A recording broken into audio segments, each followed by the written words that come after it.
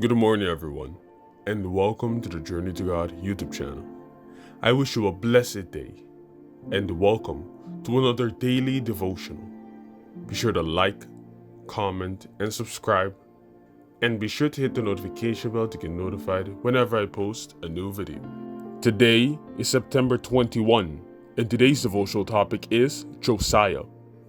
2 Kings chapter 23 verse 19 says, "Now Josiah also took away all the shrines of the high places that were in the cities of Samaria, which the kings of Israel had made to provoke the Lord to anger. And he did them according to all the deeds he had done in Bethel. When he was just an 8-year-old child, he began to reign, and throughout his life he did exactly what pleased God."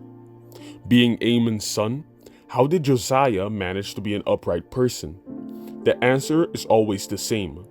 Beyond other influences, your religious life is a matter of personal decisions. In the 18th year of his reign, when he was 26 years old, he ordered the rebuilding of the temple. Doing things right is not related to age, it's only a matter of priorities. During that simple material rebuilding process, the high priest finds the book of the covenant, reads it to the king, and that event has a spiritual effect. Your religion can't be merely something to deal with inside church during group worship times. Your religion needs to encompass all the aspects of your existence. It must reach your classes, the football field, your job, your friends, and your bedroom. Less than that would mean belittling the God you claim to worship. After the law is read, Josiah recognizes the historical sin of his people.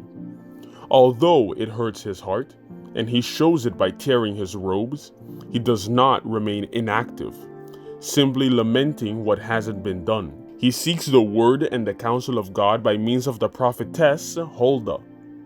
When we make a mistake, we gain nothing by cutting ourselves off in the dark corner of our sin and feeling sorry for ourselves because we don't have the strength to escape. The enemy of God tries to detain us in that space of sin, making us feel, that's it, I am that way, that's the story of my life. Josiah teaches us that when we find out we are sinning, what we must do is repent and seek counsel and strength offered by God.